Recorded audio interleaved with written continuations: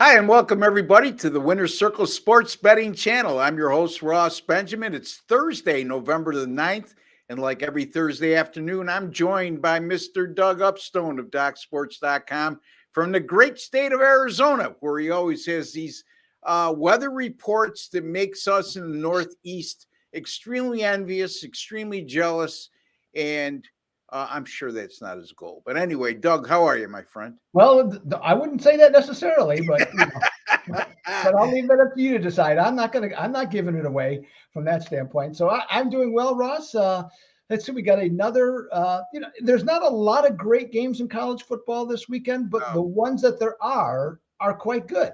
So we've got a number of good things to talk about here with some free plays, and we as we continue to go through the countdown excuse me, of the coming out with the college football ratings, and we'll see what happens and see if we can just get some more winners coming our way this week. Sounds good to me. Speaking of ratings, what about TV ratings? The Chicago Bears and the Carolina Panthers tonight.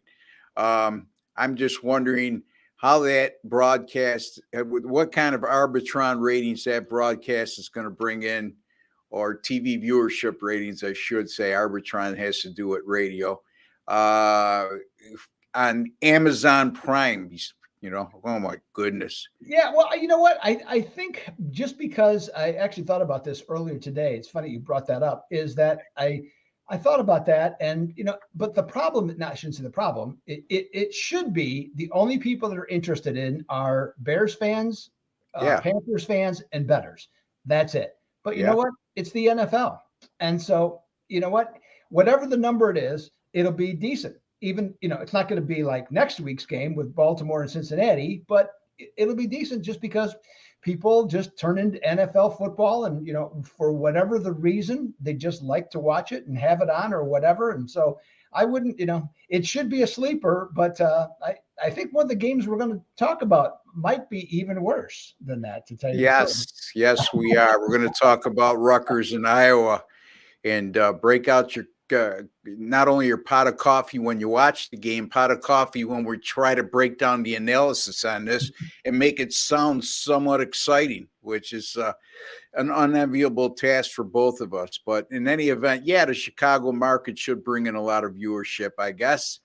And boy, a viewer asked me in the comment section when I covered the New England and India game earlier this week and said, why would you cover a game like that? Nobody's going to bet it. But you don't realize it, folks, okay?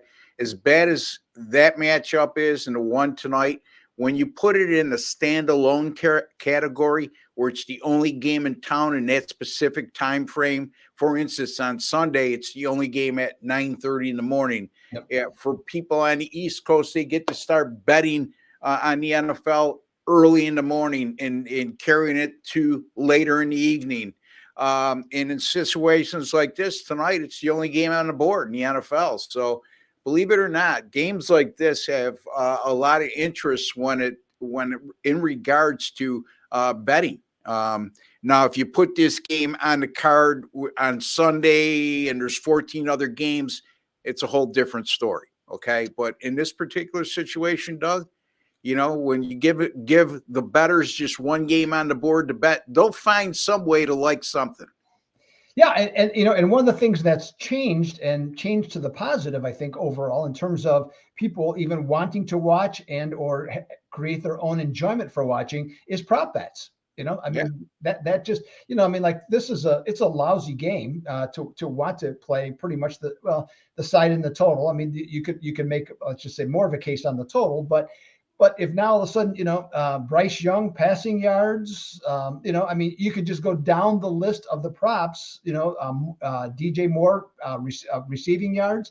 You can go, up and down, and you can find something. In fact, you can probably find a lot of things if you want to. And, it's all available, and some of them can be a lot of fun. And that enhances people's desire to watch and to enjoy the game, just trying to keep track of those types of things.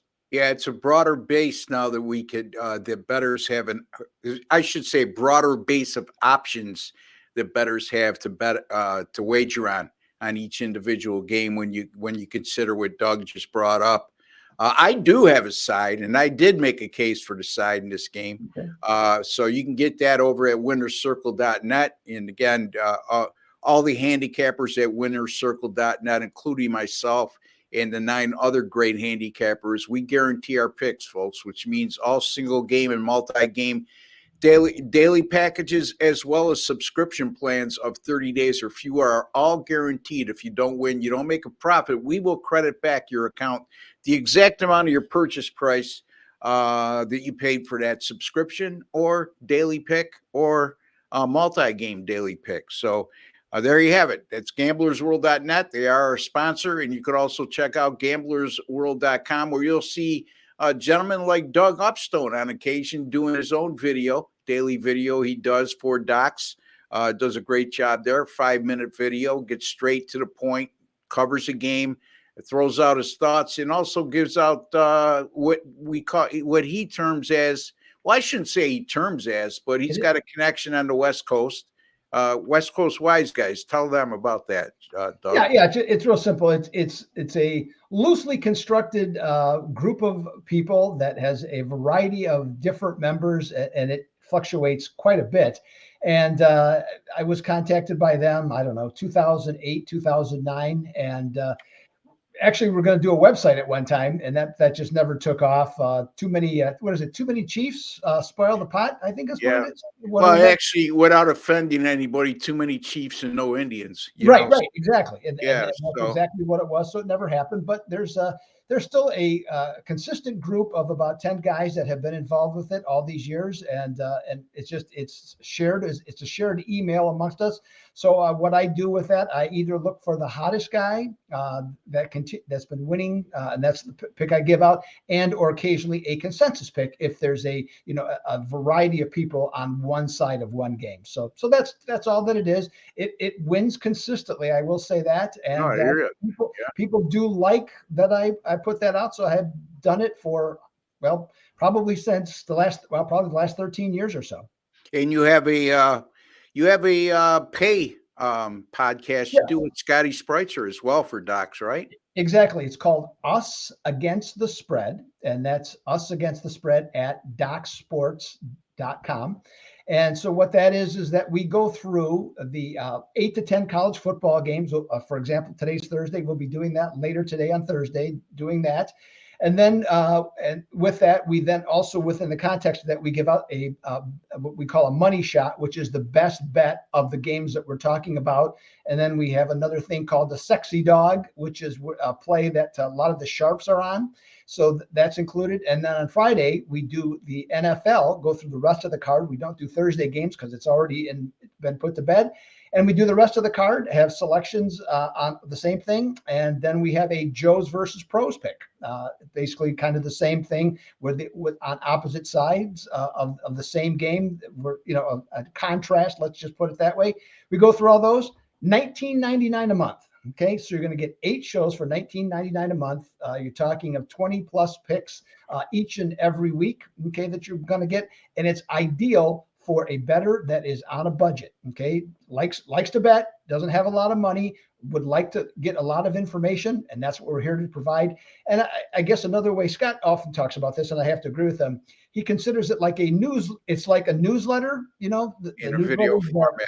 I mean, you've done them and stuff like that, worked on them in your past, and so have I. Except for it's up to date. Okay. It's right towards the weekend. It's not done on the first part of the week. So the information we have is technically better because it's up to date. Yeah. Sounds good. I mean, again, Doug, tell them the name of the podcast and how they can find it again. Yes. So it's at usagainstthespread.docsports.com. Just go right to that website. You'll see this mug and you'll see Scott's. And all you got to do then is just, if you're interested in signing up, you sign up right there. It takes you no time at all. And you're good for a month for just $19.99 or $5 a week. If you're not familiar with Scott Spreitzer, he's an excellent handicapper, been around for longer than me and Doug have, even though we're older. But he started at a very young age. And back in the 90s, you might remember him as being on the TV show Proline back then. So in any event, our podcast here in our channel, Winner Circle Sports Betting Channel, on Winner's Circle Sports Betting podcast. You can get free by subscribing. All you need to do is you'll see a WC logo in the bottom right-hand corner of your screen. If you're on your PC, just click on that. Absolutely free, no strings attached.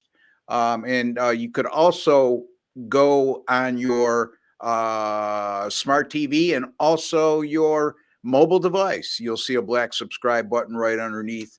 And just click on that. You'll be set to go. And just take a couple extra minutes. If you haven't done this already as a subscriber, or if you're just subscribing new, go into your YouTube settings, folks, and click on the alert notification bell for the Winner's Circle Sports Betting channel.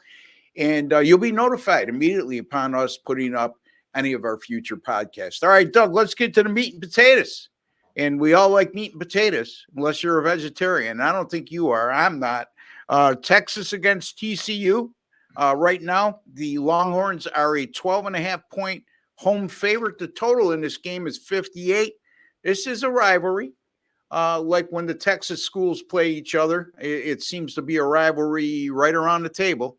So this is no different. What's your take on this one, my man? Yeah, correct me if I'm wrong. Just take a quick glance. I believe the game is at TCU. Oh, I'm sorry. It's at Fort Worth. Yes. Yes. Okay. I just want to make sure everybody knows that game is going to be on ABC. So it's the feature game on Saturday night. So that'll be among the big games this evening. And Texas is still holding out hope that they can reach the college football playoffs. They have to win the rest of their games and then probably also win the Big 12 championship to have hope, and then hopefully a couple of the other teams get knocked off that elevates them to that point. Now the Horned Frogs, they returned to earth this year after last year's magical season. They're 4-5 straight up. They need 2 W's in order just to become bowl eligible. And facing Texas this week and the last week of the season against Oklahoma, that's an interesting task, okay, going forward in order to do that. So we'll see what they do in this Lone Star State showdown. And this one now, Sonny Dykes, to me, the TCU coach is, I think I brought this up here before, modestly above average coach, does a good job on the offensive side of the ball. In his coaching career, though, most of his teams are tended to be, 7-5, 8-4, mostly because the defense lags behind the offense. Now, I really think the Horned Frogs are going to give a big effort here against Texas because they hate Texas like everybody else does, okay, from that standpoint. So I think they'll do well, but I'm not sure that defense is going to be good enough to prevent Texas from getting close to their season average of almost 35 points per game. Texas is much stronger in the trenches on both sides of the ball. They run for 4.9 yards per carry, and they permit only 3 yards per carry on the ground. So I think as the game progresses, they're likely to wear down the Horned Frogs on both sides of the ball. TCU then has to throw the ball to win, and it's something that they do rather well. They average close to 300 yards per game, which is 16th nationally. And as good as Texas is in holding opponents to basically 17 points per game, they are 96th against the pass. Now, it's maybe a little fictitious. I'm not saying they're that bad necessarily. I don't think that they're really good, but some of the things that come into play here, and we've seen this with any number of teams over the years, is that once they grab big leads, the other team has to throw the ball the whole time. They play a little bit more zone. They play softer zone. They give up yards, not necessarily points, okay, in this one. So what I'm looking at this, I think I think you said 12.5 on the spread. Yep. I think it's actually pretty accurate, okay, just in terms of that. So what I'm going towards the total, which has been moved up to 55 points, and I'm going to forecast a higher scoring game here, knowing the fact that Texas, when they are off 3 consecutive straight up wins, the last 96 times that has happened, the average score of their next game is 59.3 points per game. So I'm going to go with the over, Ross, and take the Texas to win 35-24, okay, for an overplay for the show. Sounds good to me. Texas should be able to move the ball at will on this TCU defense, as Doug touched upon. Throughout Sonny Dykes' head coaching career, his teams have always had an identity of explosive offensive play, but lackluster defensive play, to say the least, and that's being respectful because most of his teams can't stop anybody. Even look at TCU last year when they got to the college football national championship game. You look at their defensive numbers, they were not championship caliber. They just outscored teams and were very fortunate on a couple occasions last year to win during regular season action and won a lot of high scoring games. And they played a softer schedule last year, and that's not been the case this year. So, yeah, look for a higher scoring game here. The total, I think I said 58 by accident. It was 55, like Doug touched upon. So, Texas and TCU to go over the total of 55. That game is played in Fort Worth, Texas, the home of the TCU Horned Frogs. Now, before you go any further, Ross, I just want to say one thing. Yeah. I am maybe the most this season. I am looking forward to what you're going to say next, and I will say that along with that, the amount of time that I spent on the game I just talked about, I spent equally as much time on the game you're about to talk about. I don't know how. Something to say. Yeah. Before we get to my game, which is that thriller between Rutgers and Iowa that Doug's referring to, Doug, tell the folks a little bit about what you got coming up this week or weekend, I should say, over at Doc Sports, and any nice streaks you got going on you want to share with the audience. Absolutely. You mentioned you have a play on Thursday night on the side. Well, I have one on the total for the Thursday night contest. So I have that, and that's available at the Doug Upstone page at Doc Sports. I actually have not completed my card for the NFL right now. I'm looking at either 8 or 9 plays, likely 8 at this point. Wow. I've won 5 of the last 7 weeks in the NFL. So we have that, and hitting 71.4% of my best bets there. So I'm going to have a 6-unit best bet in the NFL plus some other games. And in college football, I'm going to have a 7-unit best bet. I had a nice, mentioned it on Monday's show, had a nice 6-unit winner last week with the upset of NC State taking down Miami of Florida. So try and duplicate that with a 7-unit play going this weekend. That will be a night game. And that's also at the Doug Upstone page at Doc Sports. Prop bets continue to do well. I'm hitting 71% of late. On Wednesday night, I had Jokic, the Joker, for over 12 and a half rebounds. He ended up with 13, so he made it a little closer maybe than I would have liked, but got the job done on that. And that was a best bet on that. So continue to do well on props and just starting to gravitate towards more of the NBA props as we go along here. So definitely looking forward to that, and got some things I've been working on. And then let's see here. Hockey continues to do well. I've hit some big plays. And in fact, I got a big play going tonight in a 7-unit play on Thursday night. So if you happen to catch that, that play's available. That game goes at 7 tonight. So that 7 Eastern, I should say. So yeah, Ross, there's just a lot of interesting things going on. Oh, I almost forgot college basketball. I mentioned Monday what my streak is. Well, going back to last year, 12-1 in college basketball. Okay, had won my last 10 last year. So 12-1, 2-1 to start the season. Look to continue it for this upcoming weekend, because Fridays and Saturdays cards pretty, well, I don't know, it's not huge, but it's extensive. Yes, it is. Can't wait it's all Division I versus Division I, because sifting through these boards now with some of these games that don't have a line, and it's just overwhelming. And even though we cross out those games, still want to see better competitive games, and we'll see some coming up. Yep. In the upcoming weeks with these tournaments, like the one in Maui coming up is stacked. My beloved Orangemen are in that, and boy, oh boy, I think the only chance they're going to have a win a game there is against Chaminade. So we'll see what happens in that case. You could find me at gamblersworld.net, folks. I'm number 1 overall on the site since its inception in mid-July. Number 2 on the leaderboard over the last 60 days. My NFL since week 2, 26-17, good for 61%.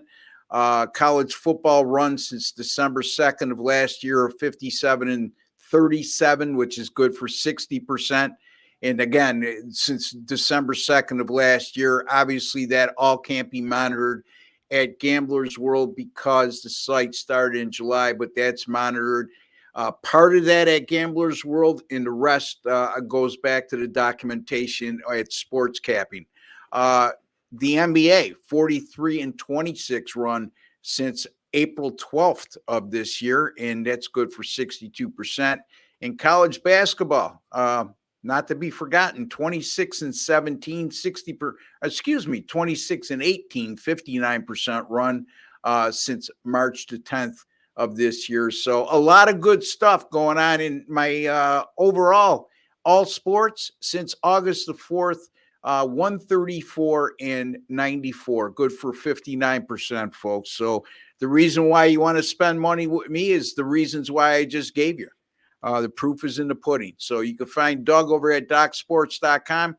Find my picks over at GamblersWorld.net. Invest a little, folks. You'll make a lot. Remember, at Gamblers World, our picks are all guaranteed that if you don't win, you don't make a profit, we will credit back your account the exact amount that you spent on that specific package. All right, let's get to the thriller at hand, and that's the Rutgers and Iowa game.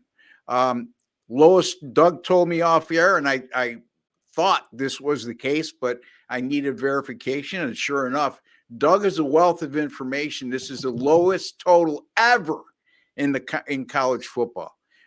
If you look right now, you'll see anywhere between 27.5 at Caesars to as high as 28.5.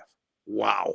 Are you kidding me? I had to do a double take it didn't shock me, Doug, that the total was this low, but it was a low. Let me put it this way. It didn't shock me that this would be a low total, obviously, but it shocked me a little bit to see it in the high 20s and, 27.5 to 28.5.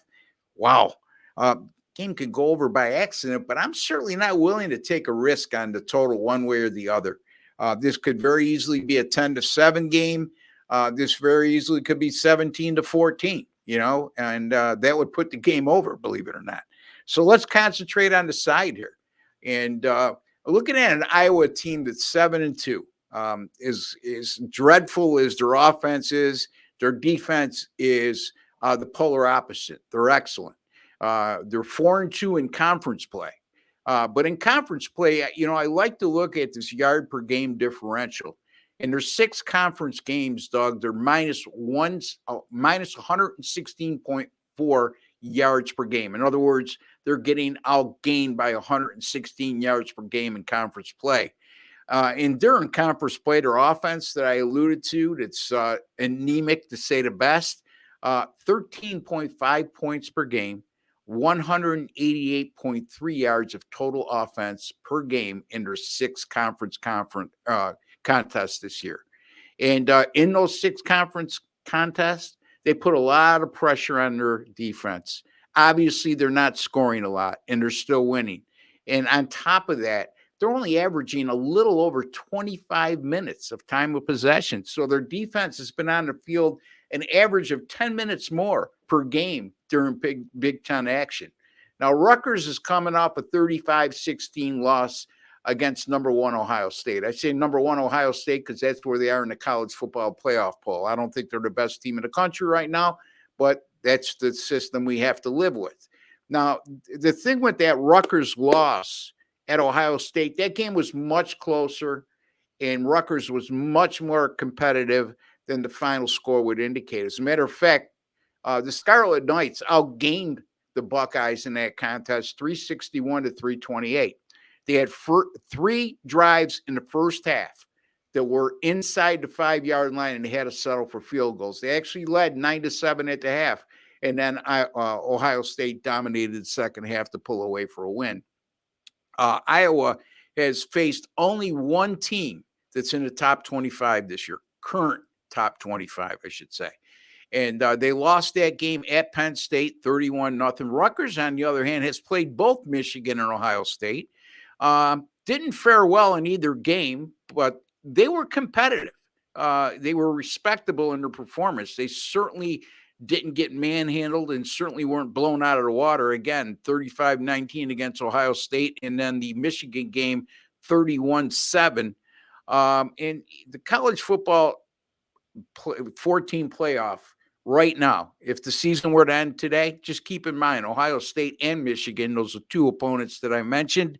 Rutgers played both of those teams, and both of them right now would be in the college football playoff if the season ended today. So again, this is a game where anything could happen in turn. I can't see it where it won't be close. I don't see either side blowing out the other. I already alluded to the total, but I do think Rutgers has a higher upside offensively than that of Iowa. And Rutgers' defense is a lot better than people realize. They're only allowing 18 points per game and 283 yards per contest. So don't have the gaudy defensive numbers that Iowa has, but they're comparable. Where Rutgers' offense, even though they're not explosive, they're certainly not as bad as Iowa. And also, Doug, Rutgers doesn't beat themselves. They're a +5 turnover differential. You're going to have to beat them down like Michigan and Ohio State. They're not going to give you the game. Iowa, on the other hand, their last 2 games are a -4 turnover differential. I'm going to take Rutgers here, +1 at Iowa, Doug. Well, this one, the thing I thought of in this game and is it kind of like with a number like that, it makes me think of like leather helmets, okay, from that standpoint. And then the other thing I think of is that for those that might remember, or if you've seen old highlights from the 1970s and 80s, then the big shoulder pads, okay? Remember everybody looked like they were 9 feet tall and almost as wide. So that's kind of what this makes me think of here. Now, odds makers, to me, I mean, they're doing everything to discourage people from betting the under. And as you said, at 27.5 to 28.5, that is a extremely low number. And what's happening right now, 90% of the tickets and the money are both on the under as of right now. The other thing too is that on the sharp money on the side, 75% of it is going to Rutgers. But here, Ross, here's where you and I are going to disagree, and it's not a big disagreement, believe me. I can say that in all honesty here. But you just watch Iowa, and the thing that you said, they're 7-2. How in the world could a team with this poor of an offense be 7-2? The defensive coordinator should get a raise, okay, just based on the season with what he's had to put up with, that his team has even held up that well. And the other thing, this is maybe a little bit of a reach, but I found this and I kind of like it here. Iowa, after a game in which they had 75 or fewer yards passing, okay, they are 10-2 against the spread. So I don't know how. I'm not even sure if I know why, but I'm going to take Iowa -1 in this particular contest. Yeah, your conviction to that pick is about as strong as mine is on Rutgers. So, yes, I'd agree. Again, folks, we're covering this game because it's a talking point, and like Doug said, it's also a competitive matchup where we're just looking at a 1-point spread. And I ran out of quality games to talk about this week. I mean, when I assigned the games at the beginning of the week and touching upon what you said at the beginning of the broadcast, Doug, there's a lack of quality. There's good ones, but there's not that widespread amount of 15 to 20 games that are really attractive. Yeah. Well, and the other thing too, Iowa, I mean, no one's gonna expect them to win, but I mean, if they win out, they're playing for the Big Ten championship. Now, no one in the world is going to think they would win it. Nonetheless, this is the last year of the setup with the East and the West, so they still have a shot. Kind of like Jim Carrey and Dumb and Dumber, right? Okay. Don't look now, but Rutgers is 6-3 as well. So, which is news for the Rutgers football program, especially since they joined the Big Ten. Yeah. I know Schiano had a lot of success in his first tenure with Rutgers, but that was before they were in the Big Ten. Yeah. So, again, a little bit of accomplishment, and 2 teams riding high right now with stellar records. And, it's funny when you say 90% of the money and the tickets are going on the unders. It's not this low number is not scaring the general public away, which is a little bit surprising to me because there's a lot of people who like to bet overs in football these days. Although I will say, since the advent of the U.S. legal sports book, there's a lot of young guys out there that are pretty sharp. And but by the same token, most people like to bet games over. When you see a total like this, they'll bet it automatically over. So in any event, Doug, good stuff from you. You can check out Doug over at docsports.com. Also check out his podcast he just alluded to. He does with Scotty Spreitzer. And folks, we'll be back tomorrow with our live show with Jesse Schule and Sean Higgs. Tune in, 3 p.m. Eastern time. I know a lot of you guys out there are loyal followers and give us some intelligent and well thought out comments, and we appreciate those, and also have some kind words to say. There's others out there that seem to be texting tough guys and seem to think they know more than they really do. That's okay too, but you'll get your opportunity to get an immediate answer from all three of us if you comment or you chime in with your picks, your predictions, or your disagreements or agreements with any of the picks we give out on the show or anything we have to say on the show. So that's your opportunity to do so. So tune in live tomorrow, 3 p.m. Eastern time. Myself, again, with Jesse Schule and Sean Higgs. Doug, there's a like button right underneath. Yes, there is. And in my haste, I was actually going to get a hammer and bring it, okay, to show everybody.